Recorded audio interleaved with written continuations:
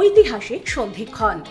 New ইয়ারের প্রথম দিনে রেলপথে জুড়ে যাচ্ছে জম্মু ও শ্রীনগর। এই প্রথমবার দেশের মূল রেল নেটওয়ার্কের সঙ্গে রেলপথে জুড়তে চলেছে কাশ্মীরের গ্রীষ্মকালীন রাজধানী শ্রীনগর। উত্তর রেলওয়ের তরফে জানানো হয়েছে, শ্রীমাতার বৈষ্ণোদেবী কাটরা থেকে শ্রীনগর পর্যন্ত চালু করা হবে 3টি ট্রেন। তার মধ্যে একটি বন্দে ভারত এবং 2টি সাধারণ এক্সপ্রেস ট্রেন। এই ট্রেনগুলি চালু হলে তৈরি হবে নতুন ইতিহাস। কাশ্মীর ভ্যালির সঙ্গে জুড়ে যাবে সমতল ভূমি।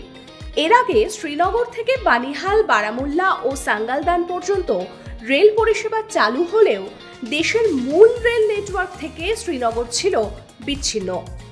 চেনাব নদীর উপর বিশ্বের সবথেকে উঁচু রেল ব্রিজ কাশ্মীরে তৈরি হয়েছিল আগেই। গত বছর 2024-এর জুলাই মাসে সফল হয় সেই ব্রিজের উপর ট্রায়াল রান।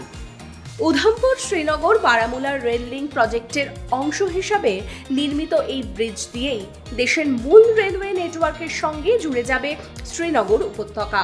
খুব শিগগিরই এই ট্রেনগুলির উদ্বোধন হবে বলে জানানো হয়েছে রেলের তরফে। ডাউনলোড করুন এই সময় অ্যাপ iOS ও অ্যান্ড্রয়েডের জন্য।